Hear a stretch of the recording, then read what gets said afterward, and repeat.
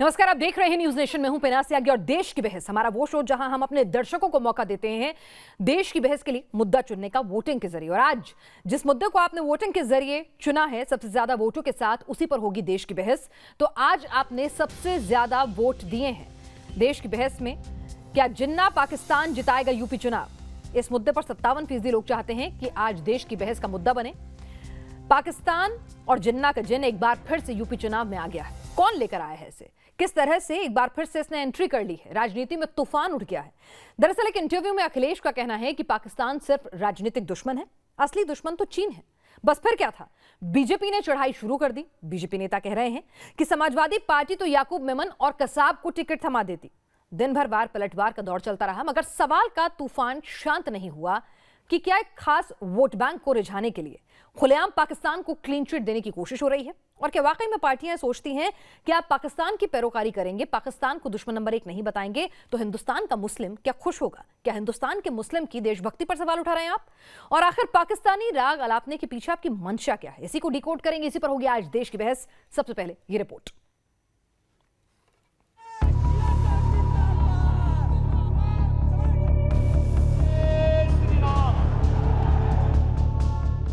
वो मानसिक संतुलन खो चुके हैं, उनके इस बयान से ऐसा लगता है।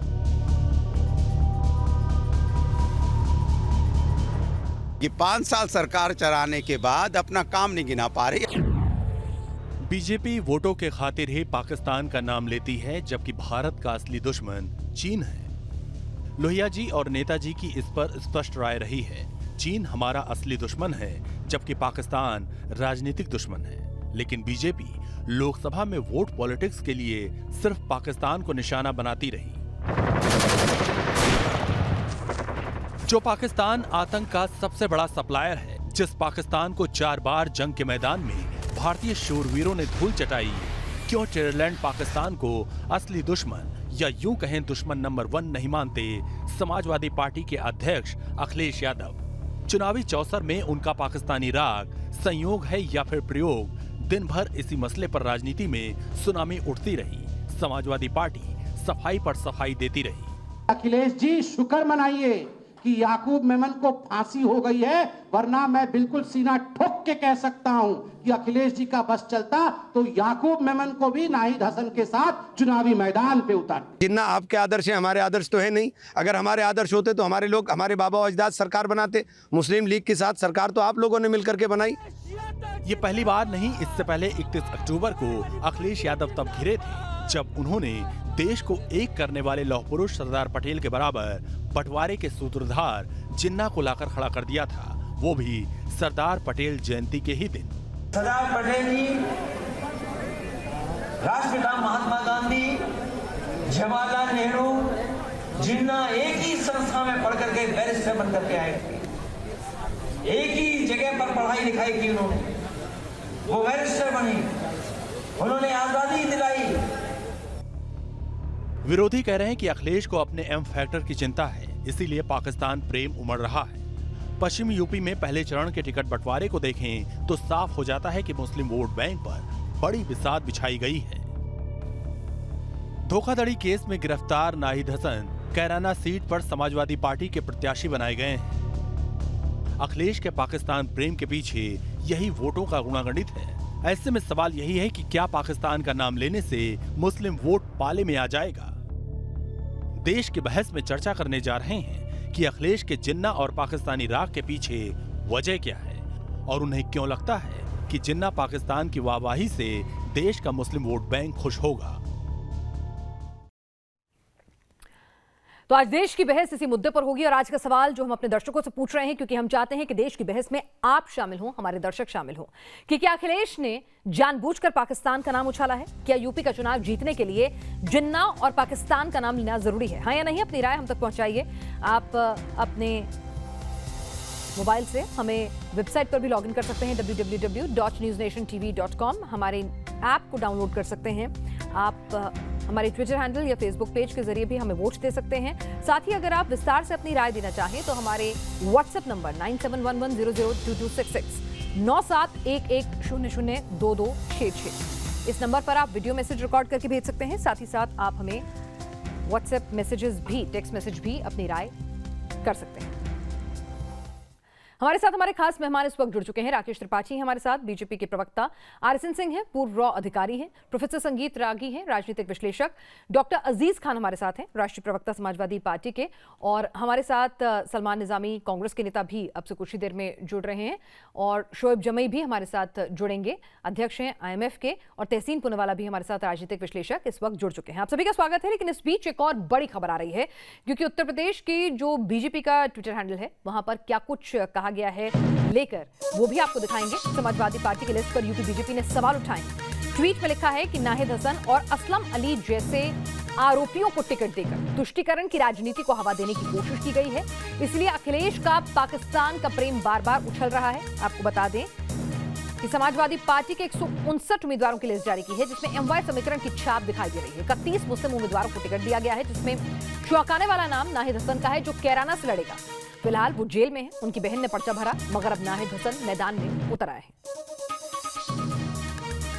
समाजवादी पार्टी की लिस्ट पर यह घमासान तेज हुआ है और यहां पर सवाल उठाए जा रहे हैं। बीजेपी ने इसे हाथों हाथ लपका है। बीजेपी पर बड़ा हमला अखिलेश यादव पर बीजेपी ने किया है। कहा है कि क्या तुष्टीकरण की नीति के तहत ही दागी नेताओं को टिकट दिया जा रहा है। क्या करना चाहती है समाजवादी पार्टी? हमारे साथ तमाम नेतागण इस वक्त जुड़ चुके हैं, और सबसे पहले सवाल, क्योंकि आज का मुद्दा जो है जो जुड़ा हुआ है उसमें सबसे अहम जवाब डॉक्टर अजीज खान आप ही से लेना है, क्योंकि बवाल जो है अखिलेश के इंटरव्यू पर मचा हुआ है। पाकिस्तान का प्यार, कभी जिन्ना की याद, क्यों बार बार अखिलेश को पाकिस्तान और जिन्ना याद आते हैं, और अखिलेश को क्यों पाकिस्तान अपना दुश्मन नजर नहीं आता है? देखिए पिनाक जी, बीजेपी के पास आज बताने को कुछ नहीं है।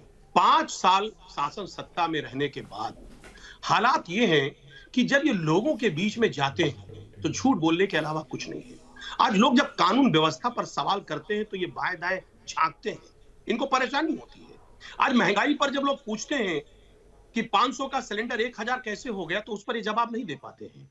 आज जब 60 रुपए का जो डीजल का रेट बिक रहा था, जब वो 100 के पार चला गया, उस पर जवाब नहीं दे पा रहे। आज इनके पास कोई मुद्दा नहीं है। ऐसी स्थिति में हमारे नेता ने जो बयान दिया, उस बयान को ये तोड़ मरोड़ कर देश की जो जनता है, प्रदेश की जो जनता, उसका ध्यान भटकाने के लिए ऐसा बयान दिया ही क्यों जिसको तोड़ा मरोड़ा जा सके? अरे भाई सुनिए ना, मौका क्यों दे दिया इन्हें? तो लपकने के लिए तैयार थे, मौका क्यों दे दिया? आपके पास तो इतने सारे मुद्दे थे, इतने अच्छे अच्छे जो आपने गिनवाए, तो पाकिस्तान को और जिन्ना को याद करने की जरूरत क्यों आन पड़ रही है? मैं जानना चाह रहा हूँ, क्या मेरी बात सुनिए प्लीज, मुझे मौका दे। देखिए एक बात पिनाक जी समझिए, जब आदमी बात करता है तो रेफरेंस आता है। क्या रेफरेंस आया? रेफरेंस सीधा सा ये आया कि पाकिस्तान से ज्यादा खतरनाक दुश्मन वो है, वो चाइना है। और इसमें क्या बुरा कहा? ये बात जो स्वर्गीय जनरल बिपिन रावत जी ने भी यही बात कही थी टाइम्स ऑफ इंडिया के इंटरव्यू में 13 नवंबर 21 को। क्या कहा था? कि पाकिस्तान की तुलना में चाइना ज्यादा खतरनाक है। और वो बात आज हम भी कह रहे हैं। पाकिस्तान की क्या हैसियत है? पाकिस्तान को हम जब चाहे मसल दें, उसकी कोई हैसियत नहीं है। और हम अगर कंपेयर भी कर रहे हैं अपने आप को, तो आप तो कह रहे हैं कि राजनीतिक दुश्मन है वो, पाकिस्तान दुश्मन नंबर 1 नहीं है। तो एक बात बताइए, तिरंगे में लिपट कर LOC से शहीद, चाइना की तरफ से शहीद नहीं आते हमारे साहब।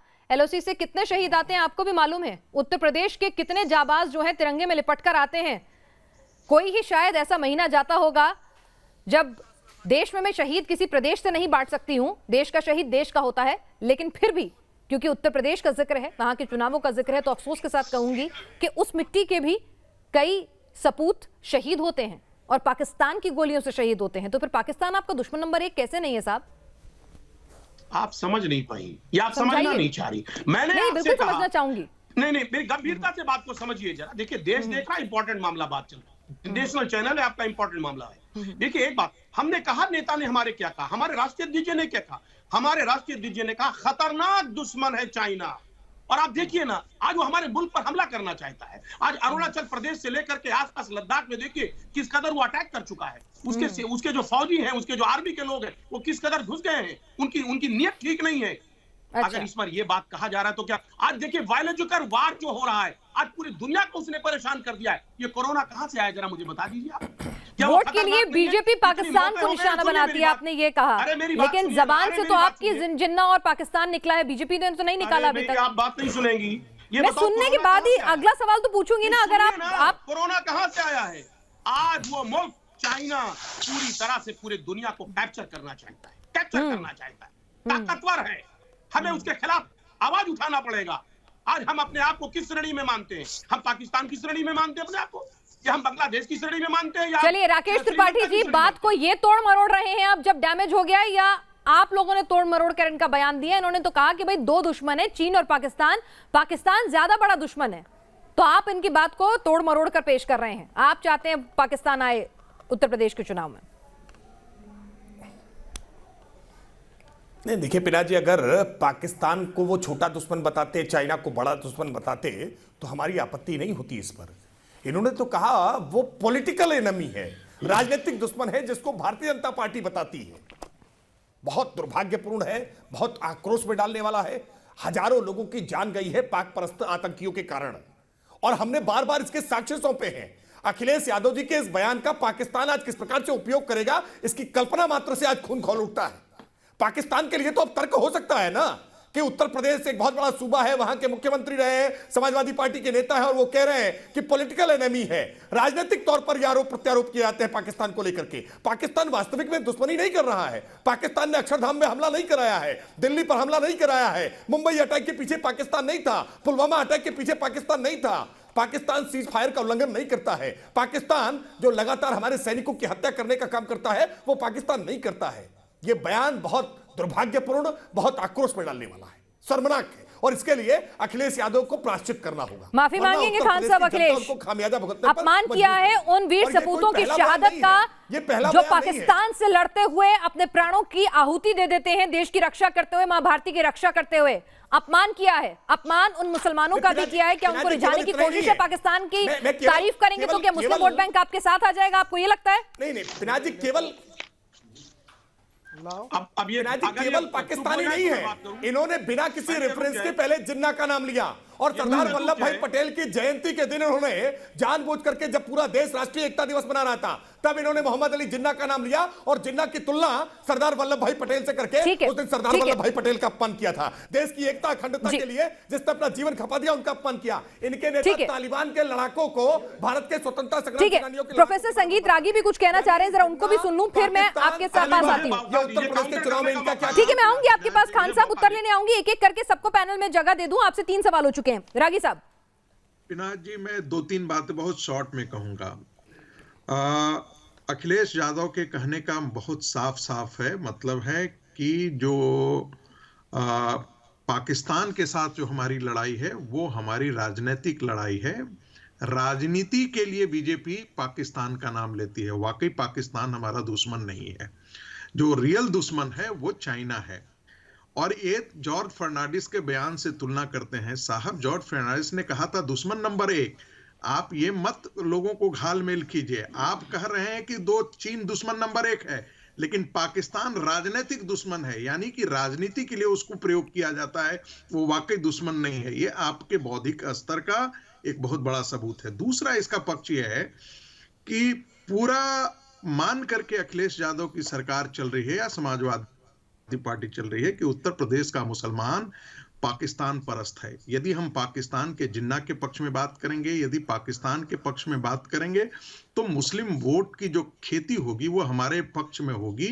और मुझे लगता है कि 143 ऐसी कॉन्स्टिट्यूएंसी है जहां पर मुसलमानों की जनसंख्या 15% से ज्यादा है, और यही वो कारण है। तो इस पर एक हमें ये डर भी लगता है कि यह कल जाकर के यदि 25% हो जाती है, तब इस देश की राजनीति की कितनी गिरावट होगी, इसका अंदाजा लगाया जा सकता है। डॉक्टर खान, यहाँ बड़ी बात कह दी है प्रोफेसर रागी ने। वो कह रहे हैं कि आप हिंदुस्तान के, उत्तर प्रदेश के मुसलमानों की देशभक्ति पर सवाल उठा रहे हैं, पाकिस्तान परस्त बना रहे हैं उन्हें। आपको क्या लगता है, आप पाकिस्तान की वाहवाही करेंगे और हिंदुस्तान का मुसलमान क्या खुश होगा? पिनाक जी, बस 10 सेकंड और 10 सेकंड और एक और बात, 10 सेकंड एक और बात कर लेना चाहता हूं। चीन मुस्लिम महिलाओं को चीनी सेना के साथ रहने के लिए मजबूर करता है। वो चलते कैसे हैं, फिरते कैसे हैं, उसकी निगरानी करता है मुसलमानों की। इस्लाम क्या है वो कहता है हम बताएंगे, मौलवी नहीं बताएगा, इस कुरान नहीं बताएगा, कुरान की व्याख्या मेरी होगी। और क्या कोई एक भी इस्लामिक कंट्री का क्या जबान है कि चूं बोल दे? ठीक है, लेकिन ठीक है, जवाब दें। भारत के वीर डॉक्टर गलवान खान, उसको ठोकते हैं, हिंदुस्तान मारते के हैं। मुसलमानों की देशभक्ति पर सवाल है क्या? हिंदुस्तान के मुसलमान पाकिस्तान परस्त हैं क्या? चीनी सेनाओं अखिलेश को ऐसा बयान देने की नौबत क्यों आ गई? 10 सेकंड अगर पूरा हो गया होगा तो ठीक है, ठीक है, रागी साहब जवाब देने सेकंड दीजिए। पूरा हो गया। हाँ, बोलिए। पिना जी अनइंटरप्टेड बात करने दीजिए मुझे। देखिए संगीत रागी जी, ये नफरत फैलाने के अलावा, या आरएसएस के लोग नफरत फैलाने के अलावा इस मुल्क में कुछ नहीं कर रहे। देखिए किस कदर ये किस खास कौम को टारगेट करके किस तरीके के अभद्र भाषा का इस्तेमाल कर रहे हैं। शर्म नहीं आती है? पढ़े लिखे इंसान है। आप रुकिए, पहले पूरी बात कंप्लीट होने दीजिए। बीच में मैंने कहा था अनइंटरप्टेड बात करने दीजिए। आप बात करिए अपने वक्त में बात करिए। रागी साहब जरा उन्हें सुन लीजिए ना, फिर आप बोलिएगा। अपने वक्त में भाई क्या तरीका है भाई, आप पिना जी आप बात कराइए, हमें बोलने मत दीजिए। रागी साहब एक बार पहले उन्हें भी सुन लीजिए, फिर बात करेंगे। देखिए आप भाई, व्यक्तिगत टारगेट कर रहे हैं, मैंने इसलिए कहा, बीच अब में देखिए, बोला। इनसे बात करिए। आप मुद्दों और विचार की बात ठीक है, कीजिए। ठीक है, मुद्दों पे बात कर रहे हैं, डॉक्टर खान, मुद्दों पे बात नहीं किया ना। आप आपने ठीक है, डॉक्टर खान आप अपनी बात करें। मैं भी ये कह सकता हूँ कि अखिलेश यादव का देखिए ये पिनाक बौद्धिक जी, स्तर भाई, बताता ये हड़बड़ाए है हुए कि हैं, कितना इनको गिरा समझ हुआ में नहीं आ रहा बौद्धिक क्या स्तर करें। है कि तहसीन आपके पास आ रही है, एक छोटा सा जवाब। आदमी डॉक्टर खान, नीचे उतर सकता डॉक्टर खान आप अपनी बात पूरी करें। डॉक्टर खान देखिए पिनाक जी, एक बात मैंने कहा, अभी तमाम तरीके की बातें कही। जिन्ना का नाम आया, हम नहीं नाम लेना चाह रहे थे, लेकिन जब आडवाणी जी जिन्ना के मदार पर चादर चढ़ाने जाते तो वो तुष्टिकरण नहीं है। मैं जानना चाहता हूं, जिन्ना की तारीफ करते कह रहे बहुत बड़े सेकुलर हैं थे, इनके आडवाणी जी तारीफ करते तब वहां पर सवाल नहीं भारतीय जनता पार्टी ने जब जसवंत सिंह, सुनिए मेरी बात, जसवंत सिंह उनके ऊपर किताब लिखते, भाई क्या पिनाक जी तरीका है भाई, क्या तरीका है बीच परिवार को बोल बाद से बात कराइए। मैं नहीं, हम आपके साथ डिबेट नहीं करना चाहते। नहीं नहीं, डॉक्टर खान आप बोलिए। प्रोफेसर रागी मैं आपसे विनती करूंगी कि उनके तर्क सुने, हम तर्क पर बात हो तो। जी भाई, जब जसवंत सिंह जिन्ना पर किताब लिखते हैं और कहते हैं ये सबसे बड़े सेकुलर रहे अपनी दुनिया में, इस एरा के सबसे बड़े सेकुलर रहे, तो उस पर सवाल आप नहीं खड़ा करते। हिंदू महासभा और मुस्लिम लीग मिल करके जब सरकार बनाती है बंगाल में, तो उस पर सवाल आप नहीं खड़ा करते। हम जानना चाहते टू नेशन थ्योरी जब देते हैं वीर सावरकर जी, तब आप उस पर सवाल नहीं खड़ा करते। मैं जानना चाहता हूँ, मुझे इसका उत्तर देने दीजिएगा। ठीक है प्रोफेसर रागी, मैं आपके पास आऊंगी, लेकिन मुझे सभी को चर्चा में शामिल करना है। बिल्कुल, नेशन थ्योरी सर सैयद ने दिया था, सावरकर ने नहीं दिया था। Two nation theory sir Syed ने दिया था, सावरकर ने नहीं दिया था। नहीं दूंगा आपको ये तरीका। ठीक है, ठीक है, एक सेकंड। तहसीन, यहां पर आपको लगता है कि कहीं ना कहीं अखिलेश यादव ने पाकिस्तान को यहां पर लाकर अहम मुद्दों को डाइल्यूट कर दिया है, एक खास वर्ग के ऊपर भी सवाल उठा दिए हैं कि भाई पाकिस्तान की प्रेजिंग क्यों करने की, अपने दुश्मन की तारीफ करने की क्या जरूरत आ गई है, वो भी चुनाव के मौके पर। अभी टेलीविजन खोलकर देखिए, पाकिस्तान के चैनल्स किस तरह से इसे मुद्दा बनाए बैठे हैं। क्यों एंटी नेशनल प्रोपेगेंडा फैलाने का मौका दिया अखिलेश ने, आपको लगता है ऐसा?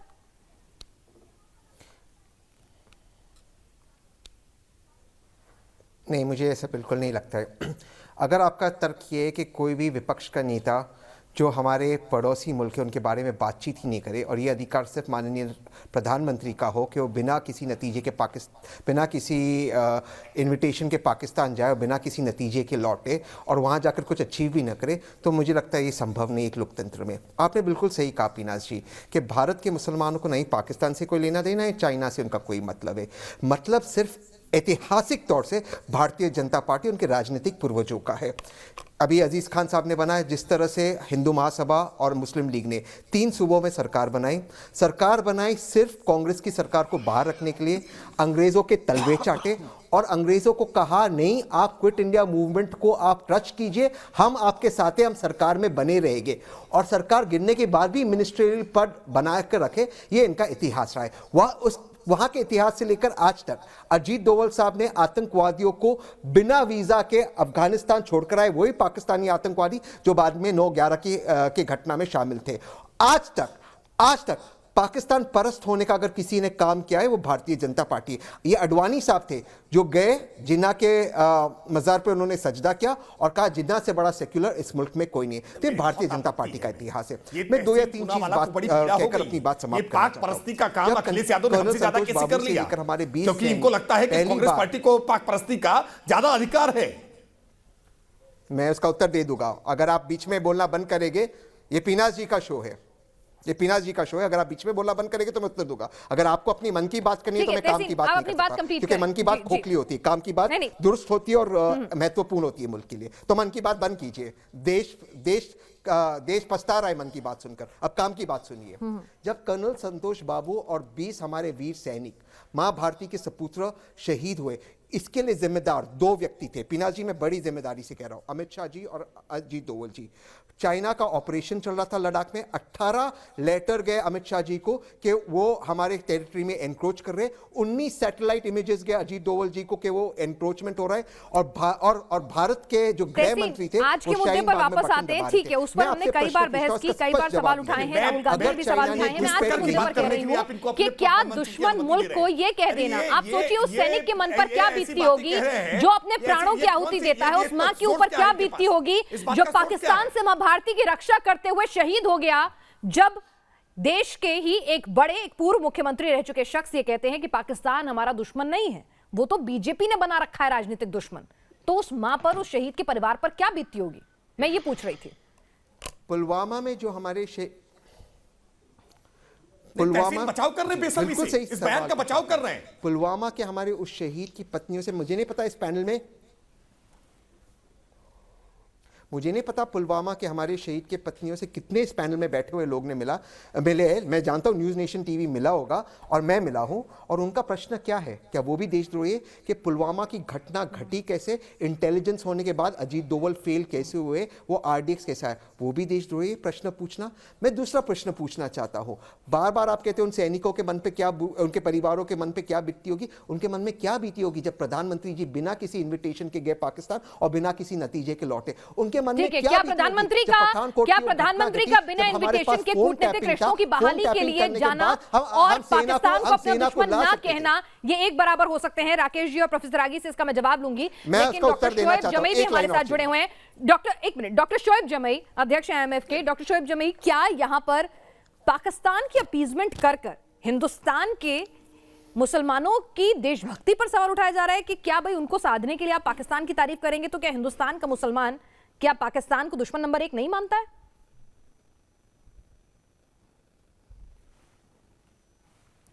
पिनाज जी, आप एक बड़ा रिफ्रेशिंग चेंज है जर्नलिज्म में, और मैं मानता हूं कि आप उन एंकरों में नहीं है जो हिंदू मुस्लिम का एजेंडा लेके बैठते हैं, तो वेरी वेलकम। और मुझे अच्छा लगा आपके शो पे आकर के, और आपका अंदाज भी। मैं बहुत क्लैरिटी के साथ बोलूँगा बिना इफ एंड बट के। जिस इकोनॉमिक टाइम्स में माननीय अखिलेश यादव जी का ये बयान छपा, उस बयान को शब्दशः मैंने पढ़ा है, और मैं उस बयान को पढ़ने के बाद कह सकता हूं कि भारतीय जनता पार्टी कोरा झूठ बोल रही है। उस बयान में अखिलेश यादव जी ने साफ साफ कहा है कि भाई हमारे राम मनोहर लोहिया जी वो मानते थे ऐसा कि भाई चाइना से, पाकिस्तान से ज़्यादा बड़ा दुश्मन हमारा जो है वो चाइना है, और चाइना हमें ज़्यादा नुकसान पहुंचा रहा है। उन्होंने कोट किया, रेफ़र किया राम मनोहर लोहिया जी के। अब सवाल ये उठता है कि राम मनोहर लोहिया जैसे जो बैकवर्ड के जो नेता रहे, उनकी इज्जत तो पिछड़ों जाति की तो भारतीय जनता पार्टी करती नहीं है, इसलिए राम मनोहर लोहिया जी का वो अपमान करना चाहते हैं तो कर सकते, उसमें कोई मुझे आपत्ति नहीं है। दूसरी बात यह है कि पाकिस्तान के खिलाफ तो इससे खतरनाक बयान हो ही नहीं सकता। मैं मानता हूं कि अखिलेश यादव जी ने पाकिस्तान के खिलाफ सबसे भयंकर बयान दिया है जब उन्होंने कहा कि हम ये मांग करते हैं कि पीओके में जो 24 लेजिस्लेटिव असेंबली के जो सीट हैं उसको मेंबर इन एग्जाइल बना करके जम्मू कश्मीर के लेजिस्लेटिव असेंबली में लाया जाए। मुझे लगता है इससे बड़ा पाकिस्तान के खिलाफ कोई बयान नहीं हो सकता। ये तो सबसे ज्यादा पाकिस्तान को मोरल नुकसान पहुंचाएगा और सबसे बड़ी इस दुश्मनी होगी। तो भारतीय जनता पार्टी के अंदर हिम्मत है, मोदी जी के अंदर हिम्मत है, तो ये करके दिखा दे। किया था कुछ वक्त पहले, और जिसमें कहा गया था कि हिंदुस्तान के मुसलमान जो है ना, वो कहते हैं कि बंटवारा गलत हुआ था, वो जिन्ना की सोच को सही नहीं मानते। फिर भी बार बार चुनाव के मौसम में जिन्ना को जब लाया जाता है, पाकिस्तान की अपीजमेंट की जाती है, तो क्या हिंदुस्तान के मुसलमानों कि पाकिस्तान परस्त कहा जाता है क्या उन्हें अपने राजनीतिक फायदे के लिए? एग्जैक्टली पीयू के रिसर्च को उसको मैंने भी पढ़ा है, और भारत का मुसलमान मैं हमेशा कहता हूँ कि हमारा सबसे बड़ा दुश्मन अगर कोई है तो पाकिस्तान और जिन्ना है। जिन्ना की वजह से भारत के मुसलमानों की जो दुर्दशा हुई है, आज हम अल्पसंख्यक स्थिति में जो पहुँचे वो जिन्ना की वजह से पहुँचे हैं। वरना ये पाकिस्तान और बांग्लादेश के अगर मुसलमान हमारे साथ होते तो एक बड़ी आबादी होती और हम आज पार्लियामेंट में 150 से ज़्यादा मेंबर होते, और मिनिस्ट्री में भी हम लोग आधे मिनिस्ट्री होती। ये बात तो मुसलमानों को सबसे ज्यादा नुकसान पहुंचाती है, भारतीय जनता पार्टी को तो फायदा है। और दूसरी बात ये है कि आप ये बताइए ना कि उनको फिर जिन्ना से प्यार क्यों है? जब जिन्ना, सुनिए जी, मैं एक बात बस क्लैरिटी कर दूं, मैं बस एक बात क्लैरिटी कर दूं कि देखिए, अगर आप काशीराम जी का और राम मनोहर लोहिया की स्टेटमेंट का अपमान करते हैं और पिछड़ी जातियों का अपमान करके उत्तर प्रदेश का चुनाव जीतना चाहते हैं, तो आप भूल जाइए, नेशनलिज्म कभी भी हावी नहीं हो सकता पिछड़ी जातियों के मुद्दे पर। और उत्तर प्रदेश का यहाँ पर पिछड़ी जाति नहीं, यहाँ पर मुसलमानों को बरगलाकर चुनाव जीतने की कोशिश है या पिछड़ी जातियों का अपमान करके। ठीक है, मैं ये सवाल लेकर जाऊंगी, लेकिन साहब भी हमारे साथ बैठे हैं, अधिकारी हैं। अगर मैं गलत बोल रहा हूं तो आप बताइए। ठीक है आरएसएन सिंह साहब, मैं आपका सवाल लेके जाऊंगी। आरएसएन सिंह साहब, क्या पाकिस्तान हमारा अब दुश्मन नहीं रहा है? वो इतना कमजोर हो गया है, वो इतना बेकार हो गया है कि उसे दुश्मन मानना ही नहीं चाहिए। उसका तो सिर्फ दुश्मन की तरह से बीजेपी इस्तेमाल कर रही है, राजनीतिक दुश्मन रह गया अब वो।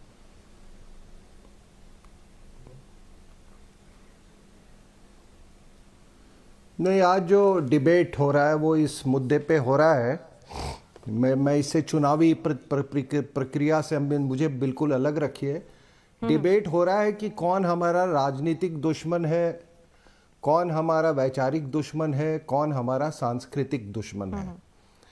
तो आपको बता दूं कि ठीक है, चीन के बाद में आऊँगा। ये 7 अक्टूबर 1950 को चाइना के पीएलए ने इन्वेड किया था तिब्बत को। लेकिन उसके पहले आपको मालूम है, उसके 2 साल पहले तो कहीं चीन था ही नहीं तिब्बत में। तो सारा कुछ तो हो ही चुका था उस समय। डायरेक्ट एक्शन डे हुआ था कलकत्ता में, 4000 लोग मारे गए थे। जो मारने वाले थे वो तो हिंदुस्तान में ही रह गए, जिन्होंने कत्लेआम किया था। उसके बाद आपने देखा कि जिन्ना ने उसके बाद किस तरह से पाकिस्तान बनाया सारी, और उसके बाद 26 अक्टूबर 47 को आपको इन्वेजन हुआ पाकिस्तान का इंडिया में। इस दौरान में अभी पीएलए वहाँ नहीं, चाइना था ही नहीं, वो नहीं था। तो जहाँ तक सांस्कृतिक और राजनीतिक दुश्मन का ये है, तो जिन्ना ने पाकिस्तान इसी उस पे मुद्दे पर मांगा था कि हम सांस्कृतिक रूप से हिंदू और मुसलमान बिल्कुल अलग है, हमारी तारीख अलग है, हमारा इतिहास अलग है, हमारे नायक और नायिकाएं अलग हैं, हमारा कैलेंडर अलग है, हमारी भाषा अलग है। ये पूरा स्टेटमेंट है, इसलिए हम एक साथ नहीं रह सकते हैं। तो हम तो ऐसा नहीं मानते, जो मानने वाले थे वो पाकिस्तान बना लेंगे। लेकिन तिब्बत से हमारा तो ये सांस्कृतिक दुश्मनी उन्होंने पैदा की थी, जो वहां के पाकिस्तान वाले थे, और आज तक चल रही है। चीन हमारा कभी सांस्कृतिक दुश्मन नहीं रहा है। हमारा पीएलए हमारा सांस्कृतिक दुश्मन है। हमारा जो कम्युनिस्ट चाइना है वो हमारा वो हमारे राजनीतिक दुश्मन है। तो इस चीज को आप लोग इसको समझ ले कि हमारा सांस्कृतिक दुश्मन पाकिस्तान है, और जो पॉलिटिकल जो हमारा दुश्मन है वो है। कल को व्यवस्था बदल जाती है चीन में, हो सकता है उनका अंदाज कुछ और चलिए, होगा। खान साहब ने बात समझी होगी, मैं खान साहब के पास लौट कर आऊंगी। लेकिन अंजलि हमारे साथ, हमारी दर्शक गाजियाबाद से जुड़ गई हैं। अंजलि, क्या कहना चाहती हैं आप? अगर कहा जाए तो भारत जो है वो मुस्लिम जिन्ना के साथ नहीं है। मुस्लिम जिन्ना, क्योंकि भारत एक सेक्युलर कंट्री है, धर्म निरपेक्ष, जिसमें किसी भी हिंदू मुस्लिम ऐसे सब डिवीजन नहीं है। ये सब डिवीजन राजनीतिक जब चुनाव नजदीक आते हैं तो लोग देखने को मिलता है, बट ऐसा बिल्कुल नहीं है। जब खान अब्दुल गफ्फार खान, वो भी मुस्लिम थे, लेकिन वो गांधी के फॉलोवर थे और उनको फ्रंटियर गांधी का नाम दिया था। ठीक है, डॉक्टर खान जवाब दीजिए। जो पीयू की रिसर्च भी कहती है और अभी शोएब साहब ने भी कहा है कि भाई हिंदुस्तान के मुसलमान को जिन्ना कोई भगवान नहीं लगते हैं, तो अखिलेश यादव का जिन्ना प्रेम पाकिस्तान प्रेम, क्या लगता है अखिलेश को, यूपी का मुसलमान खुश हो जाएगा अगर पाकिस्तान की वाहवाही करेंगे, जिन्ना की वाहवाही करेंगे? स्वतंत्र देव सिंह तो कह रहे हैं मूर्ति भी लगवाएंगे क्या जिन्ना की? देखिए बिनाथ जी, दो बातें हैं। एक तो अभी बार बार ये जिक्र हो रहा था कि पीएम बगैर इनविटेशन के पाकिस्तान पहुंच जाए, उस पर कोई सवाल नहीं, कोई रिजल्ट नहीं होगा। होगा, आप इंतजार कीजिए, बस आपकी बात खत्म कर लो, उसके बाद यही सवाल होगा, भरोसा रखिए। मुझे बाहर आओ ना, अरे भाई ये तरीका नहीं है प्लीज। जब ओथ सेरेमनी हो तो नवाज शरीफ को बुलाएं, कोई सवाल ना उठाए।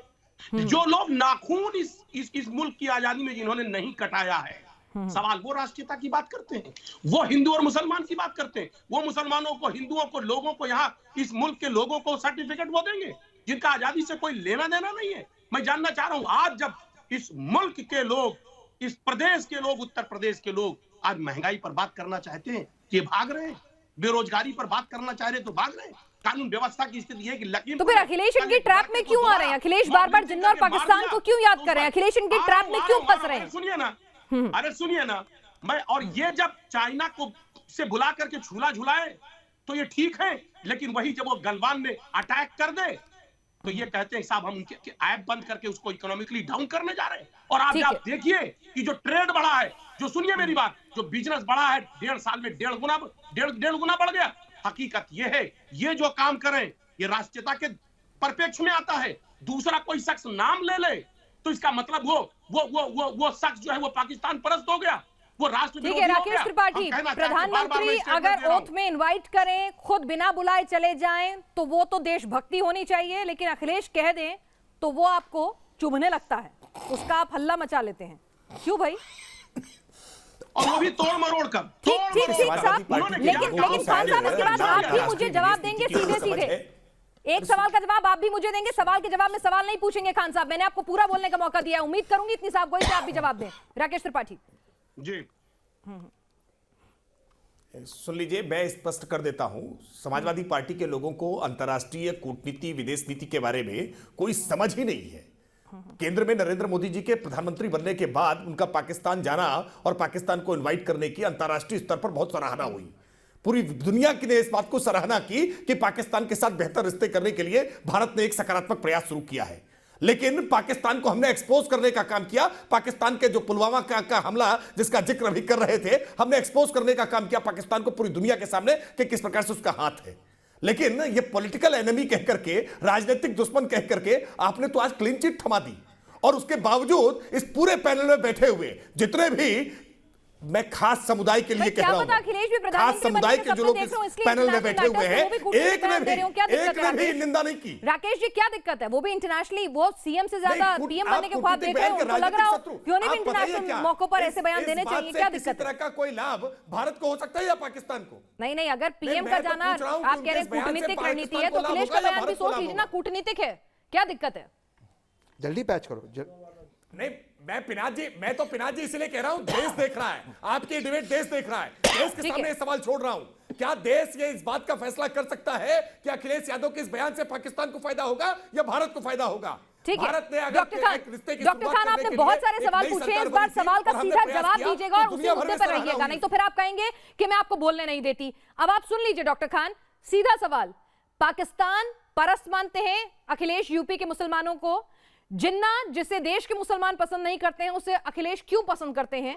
क्या लगता है कि जिन्ना की तारीफ करके, पाकिस्तान की तारीफ करके यूपी का मुसलमान खुश होगा, वोट देगा? पिनाज जी, मैं तो समझता था आप बहुत बड़ी पत्रकार है, बात को समझ गई होंगी, लेकिन आप सवाल कर रही हैं। मैंने इससे पहले इतने काउंटर दिए कि जिन्ना का हमदर्द कौन है, कई सारे रेफरेंस दिया, वो आप शायद आपने कोट नहीं किया, वो शायद आप भूल गई। मैं आपसे आपकी रिसर्च के बारे में पूछूंगी ना सर। मैं रिसर्च बता रहा हूं, अरे प्लीज। नहीं, आप अपनी पार्टी की बताइएगा, उनकी पार्टी का हिसाब वो दे देंगे। मैं आपसे आपकी पार्टी का पूछ रही हूँ, मैं अखिलेश यादव का पूछ रही हूँ। सावरकर ने क्या किया, हेगड़े ने क्या किया, ये सब वो लोग बैठे देने के लिए जवाब बुलाया मैंने पैनल। आप सुनिए ना मेरी बात। हाँ। मैं कहना सिर्फ ये चाह रहा हूं कि मैं पहले भी कह रहा था और आज भी कह रहा हूं, अभी राकेश त्रिपाठी जी ने कहा कि समाजवादी पार्टी के लोगों को राजनीतिक और कूटनीतिक समझ नहीं है। इनको समझ है, इनको इतनी समझ है कि बगैर बुलाए ये पाकिस्तान चले जाए, वहां बिरयानी खा के आ जाए, कोई नहीं पूछने वाला। चलिए इन्होंने गलती की, चलिए आपकी नजर में इन्होंने गलती की, लेकिन आप क्या कर रहे हैं ये बता दीजिए। अगर वो गलत है तो आप भी तो गलत है ना। कह रहे हैं मैंने क्या कहा, अगर आपकी नजर में वो गलत है तो आप भी गलत है। मेरी बात सुनिए, अरे भाई बात सुनिए ना, हमारे नेता ने क्या कहा, मैं बार बार वही बात कह रहा हूँ कि एज ए प्रवक्ता उसको नोट करिए, काउंटर दीजिए। मैं कह रहा हूँ कि स्टेटमेंट जारी कर रहा हूँ। आप हिंदुओं को अपमानित करने का प्रयास करते हैं। एक व्यक्ति जो पूरी तरह से वेजिटेरियन है उसको बिरयानी खाने वाला कहते हैं। बड़ा दुश्मन चाइना है और इसमें कोई गलत बात नहीं है, इसमें कोई और गलत पाकिस्तान हमारा राजनीतिक दुश्मन है, पाकिस्तान दुश्मन नहीं है। पाकिस्तान हमारा तो सरहद पर गोली कौन चलाता है, देश में आतंकवादी कौन भेजता है? दुश्मन है, राष्ट्र के मसले पर भी राजनीति करना चाहती है। उन्होंने कोर्ट किया, उन्होंने कहा राम मनोहर लोहिया जी इस बात को मानते थे। आप राष्ट्र के मसलों पर राजनीति करना बंद करिए। दूसरी लाइन बताएंगे, दूसरी लाइन का क्लैरिफिकेशन भी दे दीजिए। दूसरी, चलिए मान ली आपकी पहली लाइन मैंने बिल्कुल मान ली कि चीन बड़ा दुश्मन है, पाकिस्तान छोटा दुश्मन है, लेकिन पाकिस्तान राजनीतिक दुश्मन है जिसका बीजेपी फायदा उठाती है। ये इसका क्या स्पष्टीकरण है, ये भी दे दीजिए, समझा दीजिए मुझे कि पाकिस्तान दुश्मन नहीं है, राजनीतिक दुश्मन है। इसको भी समझा दीजिए, जरा देश की जनता सुनना चाहती है ऑन रिकॉर्ड्स। हमसे सवाल कर रही हैं? हाँ, आपसे सवाल है खान साहब। मैंने पिनाक जी पहले भी कहा वो हर तरीके से मेरा दुश्मन है, लेकिन पाकिस्तान से बड़ा दुश्मन चाइना है क्योंकि वो ताकतवर है। दूसरी लाइन का आप जवाब ही नहीं दे रहे। मैंने आपसे पाकिस्तान मान लिया, मैंने आपकी बात मान ली साहब, आप सुन ही नहीं रहे। मैंने आपकी बात मान ली, चाइना सबसे बड़ा दुश्मन नंबर 1 चाइना, दुश्मन नंबर 2 पाकिस्तान, लेकिन आगे क्या, राजनीतिक दुश्मन क्यों कहा अखिलेश ने? अरे मैं कह रहा हूं ना, मैं प्रवक्ता हूं पार्टी का, मैं उन्हीं का वर्जन बोल रहा हूं। आप क्यों भाई ध्यान दे रही हैं? मैं कह रहा हूं कि पाकिस्तान भी दुश्मन है और चीन भी दुश्मन है, लेकिन पाकिस्तान से ज्यादा खतरनाक दुश्मन चाइना। रागी साहब कुछ कहना चाह रहे हैं? चाइना ताकतवर है। अब बदले बदले से सुर नजर आ रहे हैं। रागी साहब कुछ कहना चाह रहे हैं? पूरी दुनिया पे लाकर के अटैक। ठीक है रागी साहब, अब तो मान रहे हैं कि भाई दोनों दुश्मन है, दिक्कत क्या है? हो रहा है तो माफी मांगेंगे अखिलेश राजनीतिक दुश्मन कहने पर? जबान फिसल गई थी। देखिए एक मिनट, ये तोड़ मरोड़ कर पेश करने का प्रयास किया जा रहा है और ये बीजेपी के लोग हैं। आज उनके पास जब मुद्दा नहीं है तो ऐसे स्टेटमेंट वो जारी कर रहे हैं, ऐसे स्टेटमेंट वो जारी कर रहे हैं। उनके पास मुद्दा नहीं है। आज जब लोग महंगाई पर बात कर रहे हैं, बेरोजगारी पर बात करना चाह रहे हैं, कानून व्यवस्था पे बात ठीक है, ठीक है, ठीक है, ठीक है, ठीक है, जवाब तो देने दीजिए। देकर के लोगों को गुमराह करने का काम। रागी साहब को जवाब तो देने दीजिए। उन्होंने बड़ी शालीनता से आपके खत्म होने का इंतजार किया। कोई शालीनता नहीं दिखाई, हमारे बीच में आ गए, ये हम बोल रहे थे। शालीनता है। अच्छा ठीक है, आरएसएस के लोग करते यही हैं कि वो बोलने नहीं देते हैं लोगों को, वो नहीं चाहते सही बात देश के सामने जाए, लोगों को गुमराह करने का। आप चाहते हैं ना तो आपको चुप होना होगा उसके लिए। आप चाहते हैं ना कि वो जवाब दे तो उसके लिए पहले आपको चुप होना होगा। आप चाहते हैं कि नहीं चाहते तो उसके लिए आपको चुप होना होगा। रागी साहब आप बोले। मैं बस बहुत मोटा मोटी 3 बातें कहना चाहता हूं। देखिए अखिलेश यादव पढ़े लिखे व्यक्ति हैं, उन्होंने बहुत शार्पली उन्होंने कहा है उत्तर प्रदेश के मुस्लिम मतदाताओं को रिझाने की दृष्टि से, और ये इस आधार पर निकलता है कि उनके मन में ये बात है कि हम जितना रैडिकल, जितना कट्टरपंथ इस्लाम को हम प्रश्रय देंगे, पाकिस्तान कट्टरपंथ इस्लाम का ही एक प्रतिफल था, तो जितना कट्टरपंथ इस्लाम को हम प्रश्रय देंगे गलत बात पेश कर रहे हैं, गलत बात पेश कर रहे हैं, आप गलत एनालिसिस कर रहे हैं, आप राजनीतिक विश्लेषक हैं, आरएसएस के गलत स्टेटमेंट कोट कर रहे हैं, सुना ना आप गलत स्टेटमेंट कोट कर रहे हैं। अरे आपने अपना विश्लेषण बताया, आप जरा उनका भी सुन लेना सर। आपका विश्लेषण आपके साथ, उनका उनके साथ। आप गलत एनालिसिस करेंगे सर, उनका विश्लेषण उनका ही होगा ना, आपका नहीं हो सकता। झूठे हैं नहीं, आप ही के सांसद, आप ही की पार्टी के सांसद तालिबान की प्रशंसा करते हैं और तालिबान को सच्चा इस्लाम का रूप देते हैं। हिंदुओं के लिए तो डरने की बात यह है कि उत्तर प्रदेश में समाजवादी का शासन होता है, होगी। कल तालिबानी मानसिकता की खेती आप लोग करेंगे, कल उत्तर प्रदेश में सैकड़ों तालिबानी पैदा हो जाएंगे। डर इस बात का है सर, हिंदुओं को डरने की आवश्यकता है, हिंदुओं को डरने की इसलिए आवश्यकता है। मैं कह रहा हूं अब ये चालाकी नाकाम हो गई है। मुस्लिम हिंदू और मुसलमान नहीं चल पाएगा, पैदा होंगे, हिंदू और मुसलमान दोनों एक साथ पैदा होंगे, उसका क्या होगा?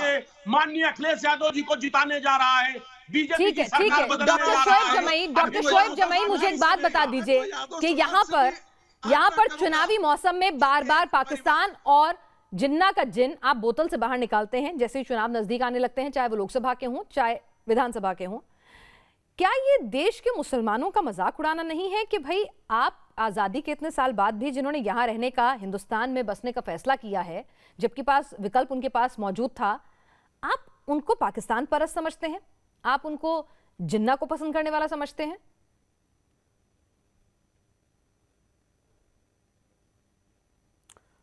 पिनाक जी, थोड़ा सा इस राउंड में मौका दीजिएगा, थोड़ा ज़्यादा। जी बिल्कुल बिल्कुल। मैं अपनी बात थोड़ी अच्छे से रखना चाहता हूँ कि देखिए, ये एक नैरेटिव बनाई गई। अभी बहुत आपत्तिजनक शब्द इस्तेमाल किए गए भारतीय जनता पार्टी और आरएसएस के प्रवक्ताओं द्वारा, और वो हमारी कम्युनिटी को टारगेट कर रहे थे।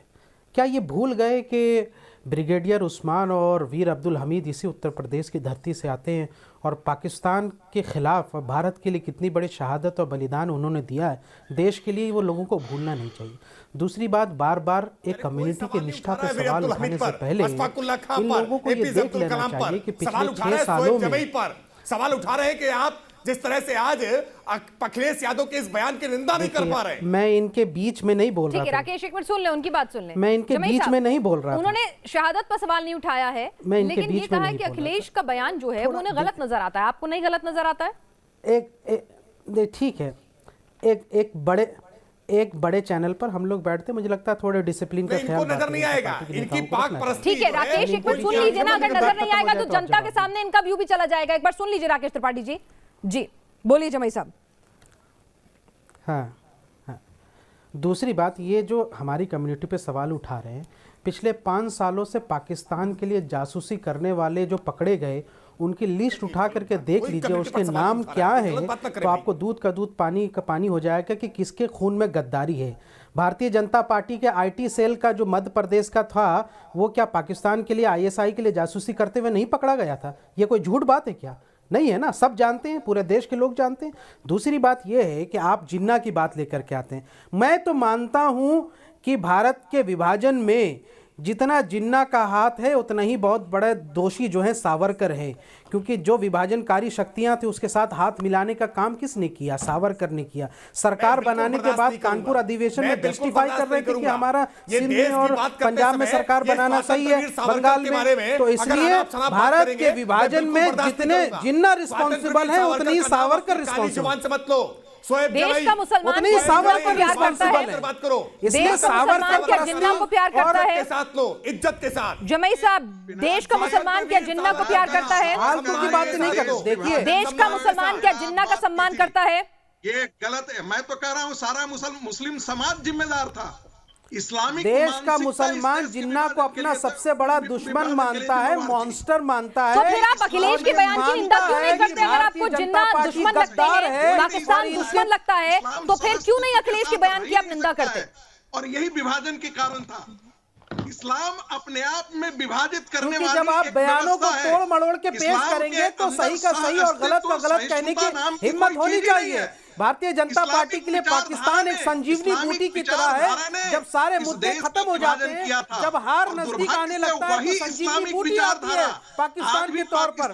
बेटी बचाओ की बात होती है, बेटी की सुरक्षा की बात होती है, तो पाकिस्तान नजर आता है। गंगा में बहती लाशों की बात होती है तो पाकिस्तान नजर आता है। उत्तर प्रदेश के युवाओं की नौकरी की बात होती है तो पाकिस्तान नजर आता है। ओबीसी और दलित जातियों के पिछड़ेपन और उनकी अपेक्षा की बात होती है, उनकी उपेक्षा की बात होती है, तो पाकिस्तान की कोई बुनियाद उसकी चरित्र में ही नहीं। ठीक है, एक मिनट जवाई साहब, मैंने आपको सुन लिया, लेकिन डॉक्टर यहाँ पे राकेश त्रिपाठी जी, मुझे एक बात बताइए। आप एक बात बताइए कि जो चुनाव है, आपको क्या दिक्कत है? ठीक है, अखिलेश अगर पाकिस्तान, उनकी एक राय हो सकती है, आपको क्या आपत्ति है इस पे? उनकी राय है, उन्होंने ये तो नहीं कहा कि पाकिस्तान हमारा दुश्मन नहीं है। उनकी एक सोच है, उनकी भी तो एक कूटनीतिक सोच हो सकती है, उनकी भी एक ओपिनियन हो सकती है ना। आपको क्या दिक्कत है इससे? नहीं पिनाक जी, भारतीय जनता पार्टी की नहीं, आपको क्या लगता है हिंदुस्तान का मुसलमान क्या बहकावे में आएगा? राकेश त्रिपाठी जी, क्या उत्तर प्रदेश का, हिंदुस्तान का मुसलमान पाकिस्तान परस्त है? आपको लगता है? नहीं ना, तो फिर भरोसा रखिए देश के मुसलमानों पर। नहीं, बिल्कुल नहीं है। नहीं, बिल्कुल नहीं। लेकिन अखिलेश यादव हो या कोई भी व्यक्ति हो, अगर वो पाकिस्तान को राजनीतिक दुश्मन कह करके क्लीन चिट देने की बात करेगा, भारत के धरती पर रह करके, भारत का खा करके, आप क्यों नहीं बोलते चाइना के खिलाफ? करके अगर वो पाक परस्ती की बात करेगा, वो पाकिस्तान को राजनीतिक दुश्मन कह करके अगर उसको सेफ पैसेज देने की बात करेगा, शोएब जमाई साहब, चाइना के उइगर मुसलमानों की उत्पीड़न पर भी बोलिए। आपत्ति व्यक्त करेंगे। राजनीतिक दुश्मन नहीं है पाकिस्तान की आतंकी हरकतों के कारण। नहीं, मैं यही कह रहा हूं, हमने हमेशा कहा है, लेकिन भारतीय जनता पार्टी चाइना के खिलाफ क्यों नहीं बोलती है? उनके प्रवक्ता क्यों नहीं चाइना के खिलाफ बोलते हैं? आज डिबेट पाकिस्तान पर है तो पाकिस्तान पर रह लें। आज पाकिस्तान पर डिबेट है तो पाकिस्तान पर रह लें। सलमान निजामी साहब भी जुड़ गए हैं इस वक्त। सलमान निजामी साहब कांग्रेस से हमारे साथ इस वक्त जुड़ गए हैं। निजामी साहब, कांग्रेस का क्या स्टैंड है? कांग्रेस को भी पाकिस्तान अपना दुश्मन नजर नहीं आता है क्या? अखिलेश के बयान का समर्थन करते हैं क्या? देखिए, चाहे भाजपा हो चाहे सपा हो, पाकिस्तान यूपी के इलेक्शन में क्यों आया? हम क्या पाकिस्तान में रहने वाले हैं? पाकिस्तान का मुकाबला भाजपा की सरकार की जिम्मेदारी है, वो करें, वहां जाए। वो बिना बुलाए पाकिस्तान गए थे। वो तो मनमोहन सिंह जो है 10 साल पाकिस्तान नहीं गए। इंदिरा गांधी तो पाकिस्तान जो है बिरयानी खाने नहीं गई थी। पाकिस्तान के 2 टुकड़े किए, बांग्लादेश को आजाद किया। आज चाइना का नाम लेने से डर रहे हैं आप, पाकिस्तान का नाम लेने से डर रहे हैं आप। कश्मीर में आपने कहा 370 हटेगा और वहां अमन होगा। हर रोज कोई ना कोई आतंकवादी घटना हो रही है वहां, और आप बैक सिक्योरिटी टॉक्स कर रहे हैं पाकिस्तान के साथ बैठ के, और यहाँ चुनाव में लाया पाकिस्तान। अब अखिलेश ने बोल दिया, कांग्रेस। ठीक है, राकेश त्रिपाठी, पाकिस्तान को क्यों लेकर आ रहे हैं? खान साहब, पाकिस्तान को क्यों लेकर आ रहे हैं? चुनाव तो उत्तर प्रदेश में है, इस्लामाबाद और लाहौर में थोड़ी। नहीं, कौन लेकर के आया है, सवाल तो यही है ना।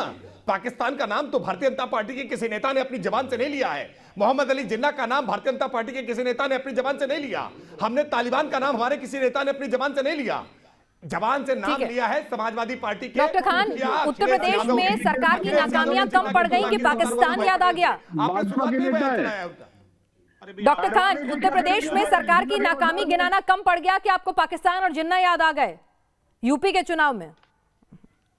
देखिए पीनाथ जी, यही तो दर्द है कि आज समस्या ही समस्या उत्तर प्रदेश में है, और जब हम समस्या की बात करते हैं ना तो ये समस्या पर जवाब नहीं होगा। अरे सुनिए ना, देखिए आप पाकिस्तान पर ये भाई क्या तरीका है? पीनाथ जी, अब आप इन्हीं से बात एक सेकंड, राकेश जी वो कह रहे हैं उन्हें बहुत दर्द है इसलिए पाकिस्तान।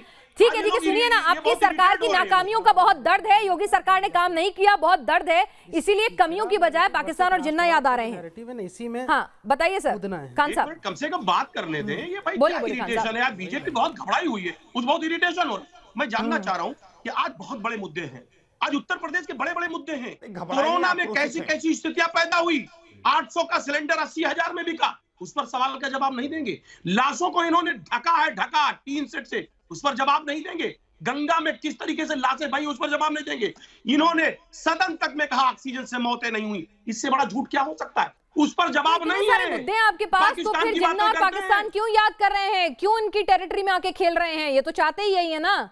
अगर आपके पास इतनी कमियां हैं गिनाने को, तो फिर ये मुद्दे क्यों ला रहे हैं साहब? क्यों इनको मौका दे रहे हैं? अरे भाई पीनाथ जी बात सुने, हमारे नेता ने बार बार, मैं कह रहा हूं, प्रवक्ता हूं मैंने कहा आपसे कि उन्होंने जो बात कहा ये गलत इंटरप्रेट, ये बैठ करके जो प्रेस कॉन्फ्रेंस इन्होंने किया वो गलत तोड़ मरोड़ कर पेश कर रहे हैं। इनके पास कोई मुद्दा नहीं है। ठीक है, आरएसएन सिंह साहब बतौर रक्षा विशेषज्ञ देश की जनता को बताइए, क्या पाकिस्तान हमारा दुश्मन है या नहीं, या फिर पाकिस्तान अब इतना कमजोर हो गया है कि उसे हम सिर्फ राजनीतिक तौर पर इस्तेमाल कर रहे हैं? दुश्मन नहीं रहा है वो, जब चाहे उसको खत्म कर दें।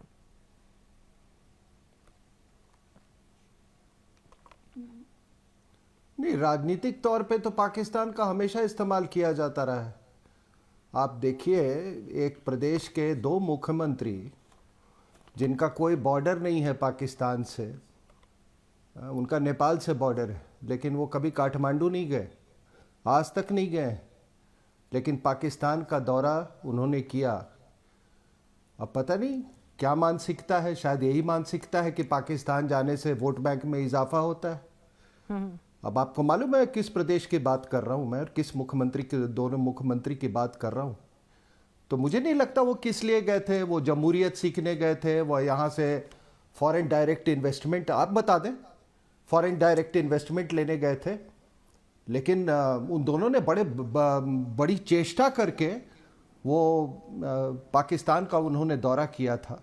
और फिर मैं कह रहा हूँ कि उस प्रदेश का 800 kilometre border, 500-550 kilometre border Nepal से है। उनको काठमांडू छोड़ के अगर पूछ दे 2-4 और जगह का, तो नेपाल के वो जगहों का नाम नहीं बता पाएंगे। तो ये कौन सा, ये तो मानसिकता रही है कि वहाँ पाकिस्तान जाने से वोट ठीक है। बैंक में इजाफा होता है। ठीक है, इस मानसिकता दूसरी पर भी बात बात देखिए, करेंगे कि अगर ऐसी इतिहास मानसिकता में के आप चलते जाते हैं, ये मुद्दा उछाला तो गया है कि पाकिस्तान 1946 जाइए, इलेक्शन पाकिस्तान परस्ती कीजिए और वोट हिंदुस्तान का मुसलमान देगा। और क्या वाकई में हिंदुस्तान का मुसलमान पाकिस्तान परस्त ऐसी सोच रखनी चाहिए? इस पर बात करेंगे, लेकिन शैलेंद्र शुक्ला भोपाल से जुड़ गए हैं। बोलिए शुक्ला साहब। जी, ये पाकिस्तान परस्त वाली बात आज अखिलेश यादव और उनकी समाजवादी पार्टी ये बात कर रही है सिर्फ राजनीतिक रोटियां सेकने के लिए कि पाकिस्तान के विषय में बात कर रहे हैं। भाई, हिंदुस्तान का मुसलमान सच्चा हिंदुस्तानी है और इन सरपरस्तों की वजह से ही हिंदुस्तान में अभी आज जो जगह कहीं कहीं पे नारे लग जाते हैं पाकिस्तान जिंदाबाद की वजह से, सिर्फ अखिलेश यादव और समाजवादी पार्टी के इन सरपरस्तों की वजह से ही ऐसे लोग हिंदुस्तान के मुसलमान को भड़का रहे हैं और ऐसे लोग उन शरारती तत्वों को हवा दे रहे हैं। इस पर बातचीत करेंगे, लेकिन एक छोटे से ब्रेक के बाद।